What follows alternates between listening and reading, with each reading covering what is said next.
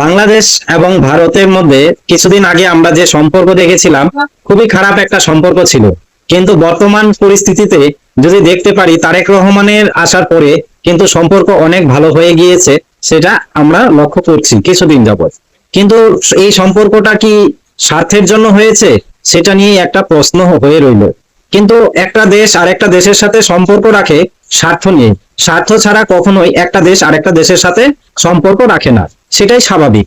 তবে সে যাই হোক, ভারতবর্ষেরও কিছু স্বার্থ আছে বাংলাদেশের সাথে সম্পর্ক রাখা, এবং বাংলাদেশেরও ভারতের সাথে সম্পর্ক রাখার স্বার্থ আছে। উভয়েরই স্বার্থ থাকবে, আর এটাই বাস্তব। কিন্তু আমরা একটা জিনিস বিচার করে দেখতে পারি বা বুঝতে পারছি যে আহ এই বাংলাদেশের কিছু মানুষ কিছুদিন যাবত মানে একটি কথা খুব বলছে যে ভারত থেকে তো আমরা তেল কিনছি, সেটা তো টাকা দিয়ে কিনছি। হ্যাঁ, টাকা দিয়ে তেল আনছি, আমরা তো ফ্রিতে তেল আনছি না। হ্যাঁ, কিন্তু একটা কথা আমি বলি, ভাই তোমরা যে বলছো যে ইয়েতে, কিন্তু এই যে দুঃসময়, এই যে হরমুজ প্রণালী বন্ধ, এই একটা খারাপ সময়ের মধ্যে তেল কোনো দেশের থেকে সেরকম মানে হচ্ছে না, তেল দিচ্ছে না, তারপরেও ভারত যে তোমাদেরকে তেল দিচ্ছে, পাইপলাইনের মাধ্যমে তেল দিবে। তো সে যাই হোক, যতটুকু তেল দেখ মানে ভারতবর্ষ দিবে সেটা দেখ, সেটা আলাদা বিষয়।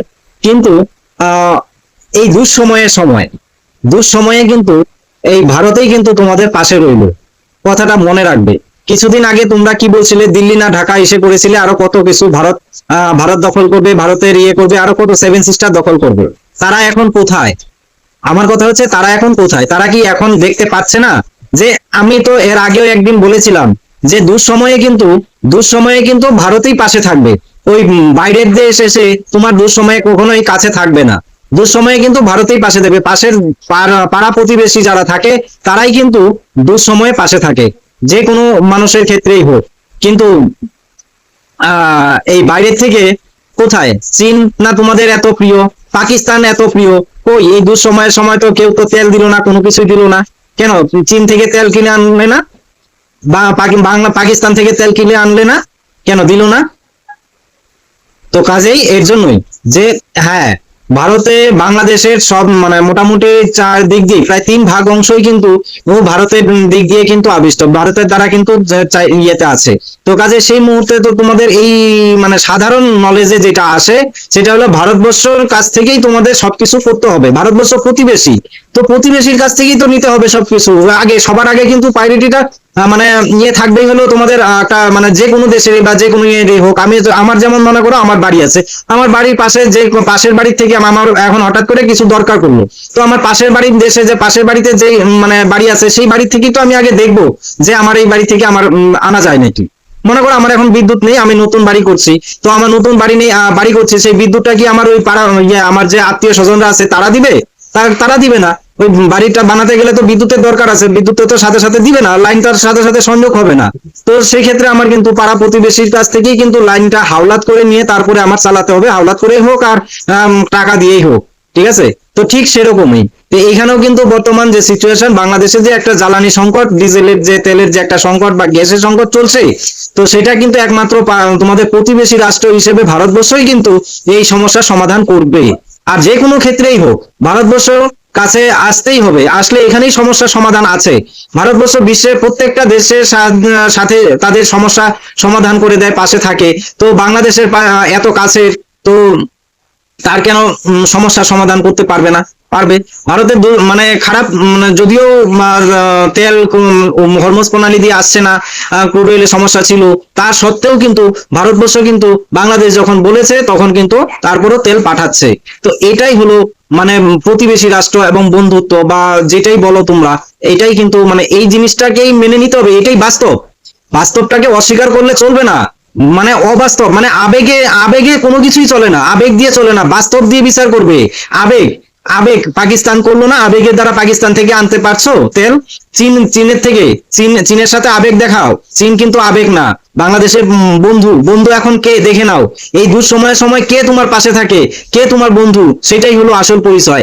এই যে দেখো ভারতের বন্ধু, বন্ধুকে রাশিয়া, সেটাকে বলা যায় এক প্রকার, যদিও স্বার্থ সে যাই হোক, কিন্তু বন্ধু তো এই যে হরমুজ প্রণালীতে বন্ধ, তেল বন্ধ, আসতে পারছে না, তো সেই মুহূর্তেও কিন্তু রাশিয়া কিন্তু ভারতকে তেল বা যা কিছু, ভারতের যা কিছু দরকার হবে কিন্তু দিবে। সেটা কিন্তু এক মুহূর্তের জন্য তারা অস্বীকার করেনি, কোনো কিছু না, একদম মানে যেদিন শুনেছে ভারতের তেলের সংকট বা জ্বালানি সংকটও কোনো সমস্যা হবে, রাশিয়া সাথে সাথে বলে দিয়েছে।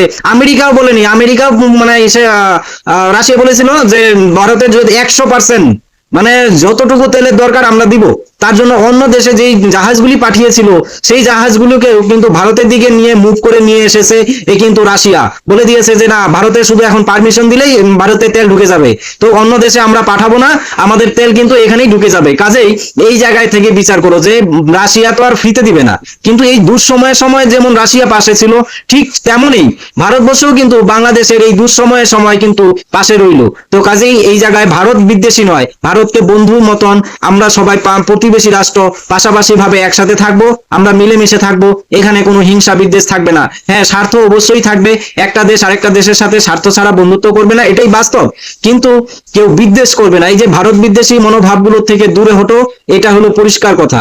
কেন এতদিন তো খুব ইসে করেছিলে ইরান ইয়ে করবে, তো কোথায়? ইরানও তো তোমাদের জাহাজকে আটকে দিল, আসতে দিল না।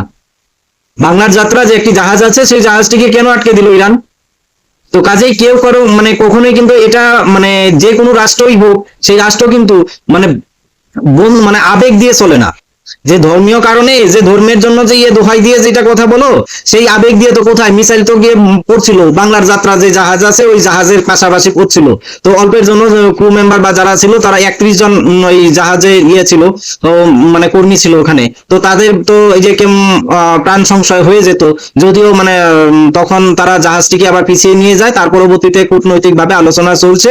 আর সে যাই হোক, সেটা মানে মোট কথা হলো কূটনৈতিক ভাবে আলোচনা করে যে কোনো একটি সমস্যার সমাধান করা যায়, এটাই বাস্তব। এই আবেগ দিয়ে কখনোই দেশ চলে না বন্ধুরা, আবেগ দিয়ে কখনোই দেশ চলবে না, এটাই ঠিক আছে। তো যদি আমার এই ভিডিও বা এই কথাগুলো যদি তোমাদের ভালো লাগে, অবশ্যই পাশে থাকবে, আর কমেন্টস করে অবশ্যই জানিয়ে যাবে যে আমি কথাগুলো কি ঠিক বলেছি না ভুল বলেছি।